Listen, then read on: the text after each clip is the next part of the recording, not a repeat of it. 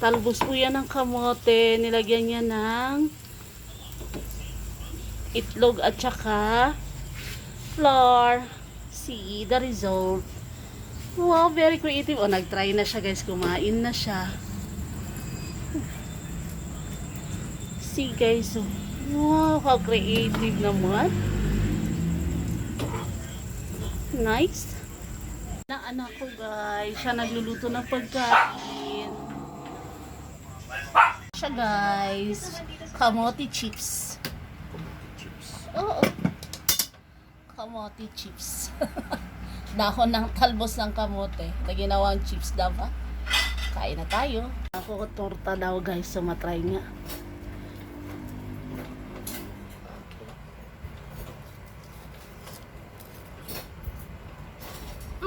Sarap. As in, ang sarap. Promise. Talaga, isa pa.